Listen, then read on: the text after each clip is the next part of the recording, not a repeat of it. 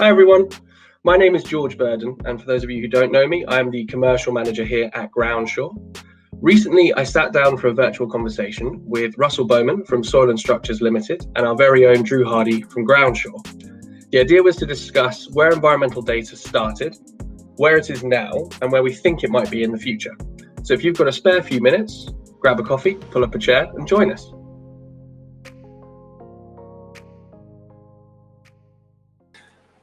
When I first started out, I was working for an engineering consultancy in their sort of geo team, and as a new starter, the company had a very keen to get sort of young engineers, lots of experience, and so I was exposed to a lot of opportunities, supervising demolition works, remediation jobs, and the likes. So very early on to my career, I remember sort of doing a part-time degree sort of early on in that career, and sort of talking to colleagues in other consultancies who were sort of busy highlighting chemical data sheets as their day job, and I was thinking, oh, getting out on sites and how lucky I was. That all said, alongside that, I'd say probably 25% of my role as a graduate engineer was taking these big environmental data packs and photocopying it 3 times over for every client to receive a copy of.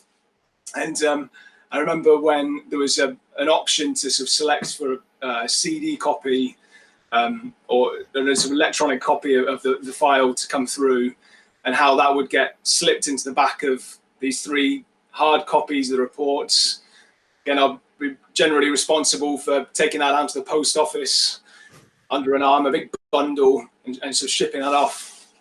And then again, that's probably going back to 10 years now. And then sort of very quickly after then, perhaps sort of near the start of your time at Groundsure, George, it just all went digital. I mean, I'm still thinking about when I started at Groundsure, it was mainly just PDFs that were the desired element and the formats. So for me, the general arc has been about a movement from sort of PDF to more GIS-based elements and projects. I suppose I often hear about, going into libraries to scan maps, etc. back in the day, and how great we have it now, and so on. I mean, Drew, what was sort of your experience 18 years ago, or what have you? Back in 18 years ago, when I started at Groundsure, we didn't have our full archive of scanned maps. Obviously now we've got the full historic OS archive of mapping. But back then, if we wanted to look at a map, we had to contact somebody who works near the British Library to go in to the map library at the British Library, photocopy the map we wanted, and fax it down to us. And that was the process. If you consider the amount of maps that we look at all the time, just consider how clunky that process was. I mean, obviously, when we were starting up, the volumes were much, much lower, but it's our map archive is now possibly my favorite digital object in the world.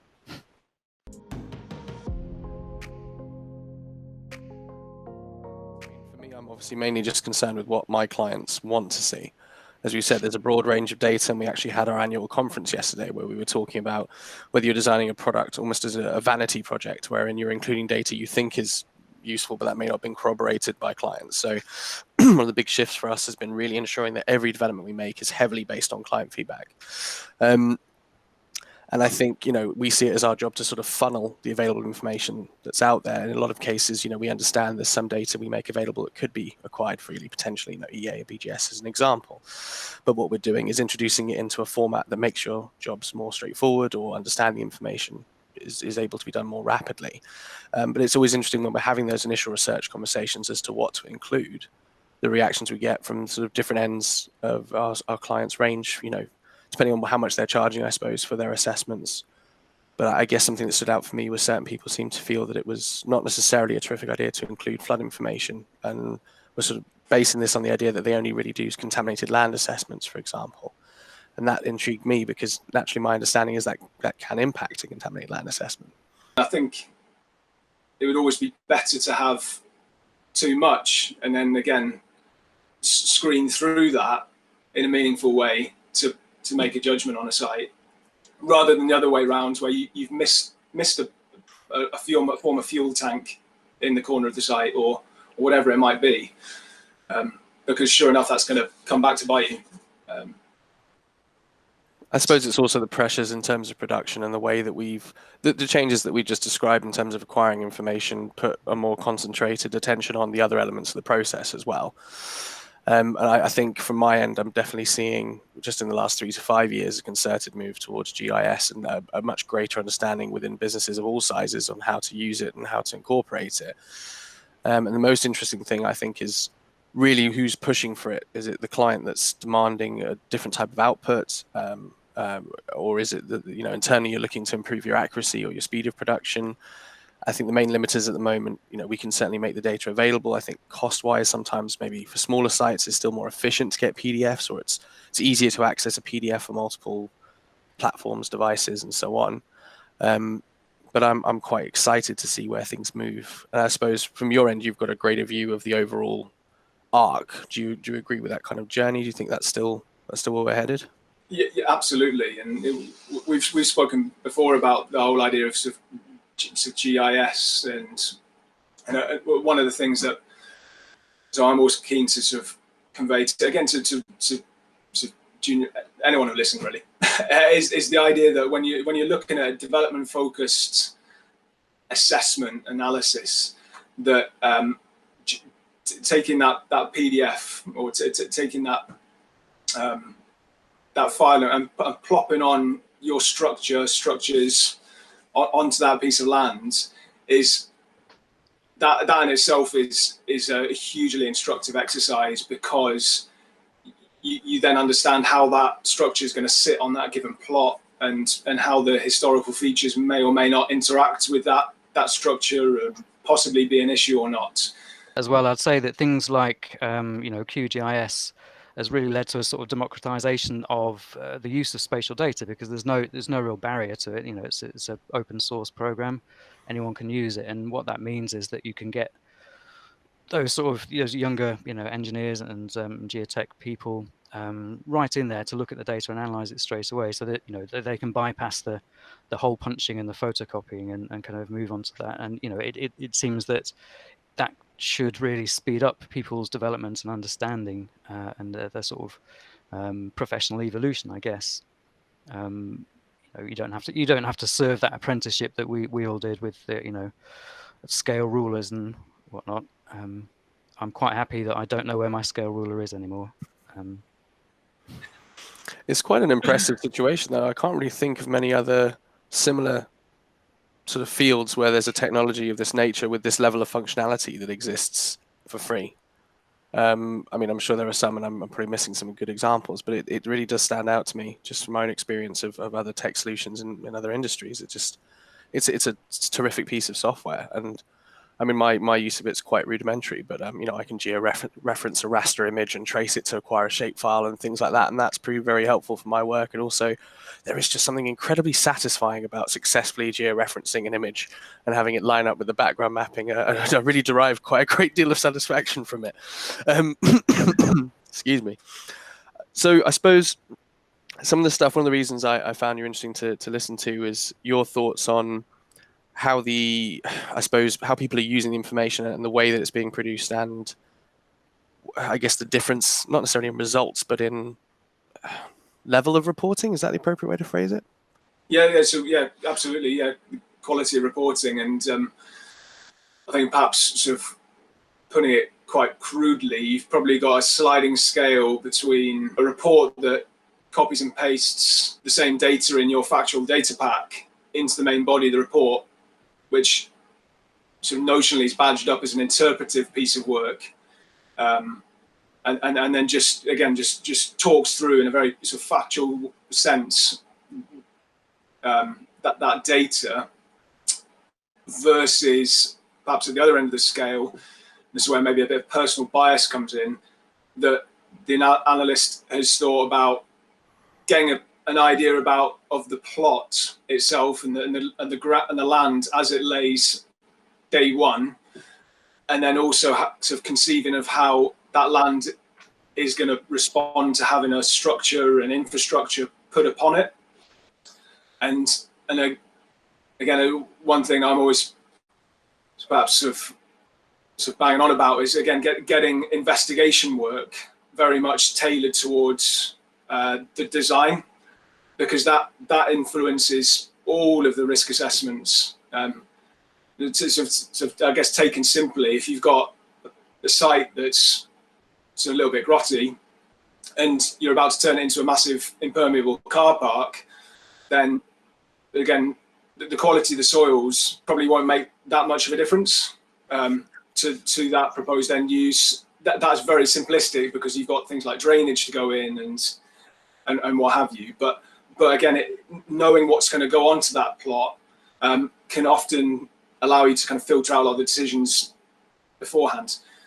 So yeah, again, sort of sliding scales between copying and pasting, and then actually taking all of that data, filtering out what the actual hazards are, what the risks are associated with those hazards, and then putting, again, an interpretive commentary to what that means for the given development. It really just, I mean, something I'm quite interested in is the way BIM is evolving, and also, I suppose, I think a lot of, when I was first working just to sort of basic 3D modeling and things like that, and discussing it with people in different businesses, a lot of the general understanding seems to be much more focused on the 3D element as opposed to a collaborative data environment where everyone is contributing to a singular model and adding in more information. And I suppose we're still not quite at that stage where we have a true connect yet. It might have been a BEP event. I can't remember which one it was. I was in central London, and there was this guy putting together a group of architects, engineers, consultants, and so on. And there's a terrific number of jokes, the architect has the vision, and then the guys in development have,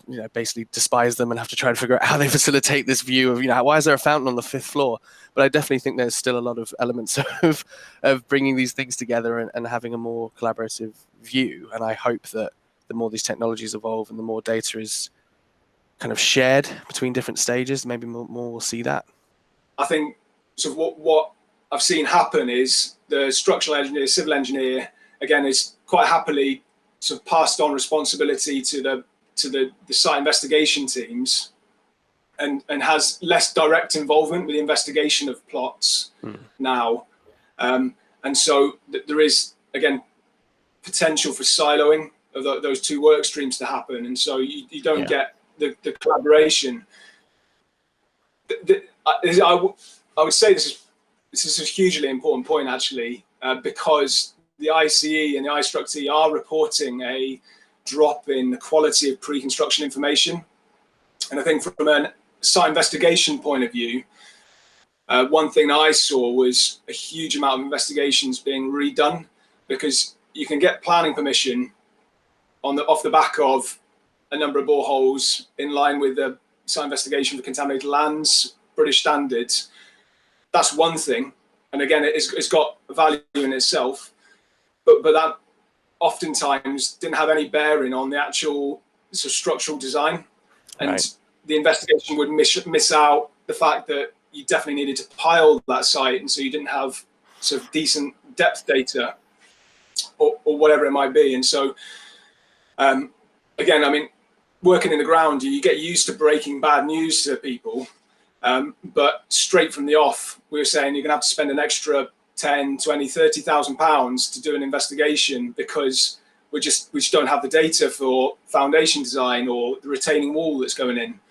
And again, I think that's partly by virtue of the fact that from a planning perspective, you're thrust into contaminated land, into the sort of science of a site, and there's no early onus on characterizing a site from a design point of view.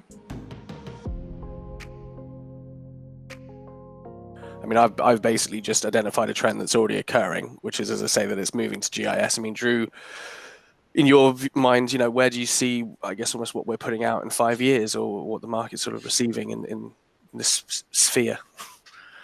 We like to see a greater move towards, the provision of data in its raw form, in its spatial form, and I think we will probably see.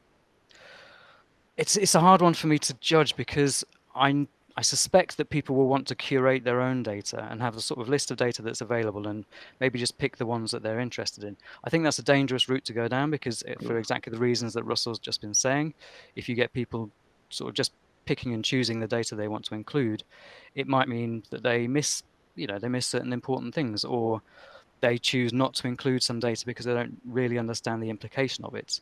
Whereas if that data is included by default, then they have to deal with the consequences of that, and they have to develop an understanding. So I'm always wary. Generally in society, there's a move towards people curating their own stuff rather than having it given to them on a plate. And I think the same dangers apply there, in that you stick with what you know, and you don't necessarily explore the wider data context that might enhance your understanding of the site and enhance your own professional understanding of brownfield development. So that's not really a very conclusive answer, but yeah, in short, I would love it to move to a much more data-based, spatial database provision, but there are dangers associated with that we have to guard against. I think it's almost like the Spotify problem, in that if you're given ultimate choice, you never really quite know where to begin. If I'm told there's an unlimited library of music I can listen to, maybe I do like some dubstep, but I've never really tried dubstep. So it's that element of what am I selecting and what might be missing out on. I think we're definitely seeing more internal web data viewers with our clients, people buying information from us that will be shared between 10, 20 project groups and so on. And like you said, it's almost like how they're interacting with it is probably also going to change how it's acquired. At the moment, it's still very much you come to our system, you tell us an area that you're considering, and then we give you information on that. Whereas I think as a business, we're much more interested in moving to a stage where either we're integrated or our platform allows you to look at the data and, as it's there for you, and then almost you can select from it live, as opposed to sequestering these layers from a sort of background element. In your situation, Russ, what would be sort of your dream scenario in 5 to 10 years? Where would be the ultimate way of working and acquiring information? I mentioned before this idea of being able to sort of readily take this often 2D spatial data and build up a 3D model of the ground. And I think if the site investigation sector led with a 3D model of the ground, that follow-on disciplines can then add their structures to their drainage to whatever, then straight away the value is there, is demonstrated. I don't think that's too big of an ask. I'm sort of smirking there because I have to hold my hand up. I'm sort of the IT side of things.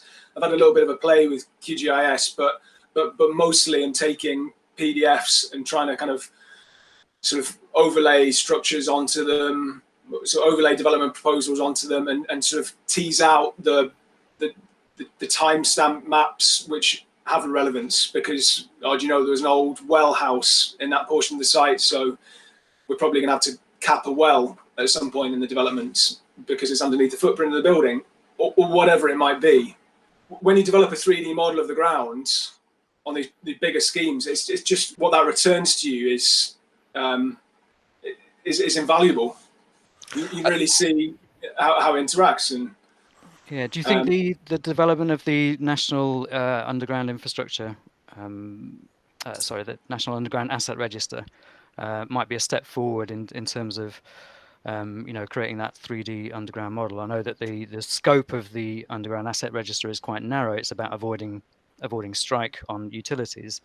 But having that as a basis, it feels to me like that could be a structure that people could build something around and sort of build that, get more into that 3D underground space. Absolutely. And I think I'm not that familiar with that model, but I sort of do know of it and people working in that.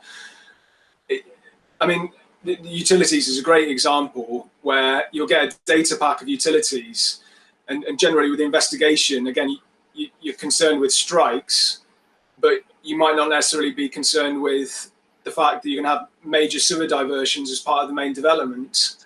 And so, again, sort of the impact of those utilities, which is probably on most jobs the main hazard on a site, sort of playing in and around gas and high voltage power mains, and is responsible probably for the largest number of injuries and fatalities on a year-by-year basis. You'd have thought sort of having that as a starting point with your ground model would be like you say, Drew, an excellent inroad to developing that 3D model, because then you could feed in, this is where the former river alignment went, and this is where we're going to have softer soils perhaps, and sort of start building it up that way.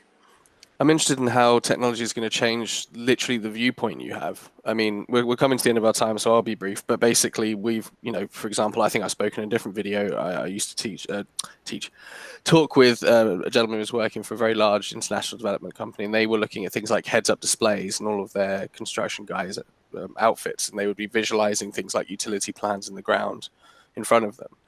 And you're seeing things like Unreal Engine improving architectural site walkthroughs and so on, but is there going to come a stage where instead of being bird's eye view, you're effectively going to insert yourself into the site, from a remote perspective and do your walkthrough that way? And how far away is that? I think the pressure is on us to keep looking for new relevant data, but ensuring that we're not overswelling our offering to the point of being bewildering or irrelevant and too many sites and so on. And that's why it's crucial for us to keep our finger on the pulse. But yeah, in general, I'm just really keen to see what this all looks like in a few more years.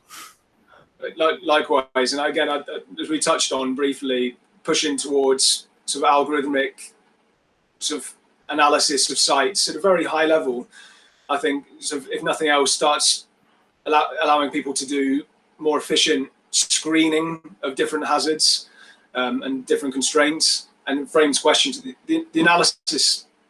The analyst's role is always going to be there. I mean, those kind of tools are not going to replace an analyst at all. No. But it just helps inform, at a very early stage, screen things out and kind of inform large-scale decisions. I think that's going to be really valuable.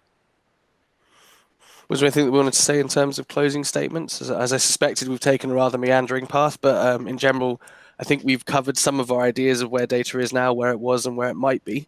I think that we just touched on there, George and Drew. Just again, I think even if and where that BGS brownfield risk calculators rolled out on a national scale, again, the role of the analyst is going to be maintained, and I think if anything, it's going to be hugely sort of positive shift, because it puts more a little bit of the right kind of pressure on the analyst to kind of go, is that the right screening of this site? And it frames the questions better. And I think if we've learned anything from being in this industry, it's that human interaction and that reassurance of a human opinion and presence is always vital in most stages, really. Sorry, Drew, I cut you off slightly. That's okay. I was just doing a general agreement. Look, I mean, thank you for coming along today. It's been nice just to have a conversation with people for a change that wasn't relentlessly focused on some immediate objective. I'd like to try and continue some of these chats throughout the year, perhaps. And in the meantime, any other thoughts you have on or offline are always valuable. And yeah, thanks for coming along today. And Drew, thanks as well for joining us. Well, there it is. We hope you enjoyed our conversation today. If you have any thoughts in terms of what's been discussed, or if you have new topics that you'd like to propose or even set up a conversation with us, please feel free to get in touch. Use my contact information that should be on your screen right now, or comment in the comment section below.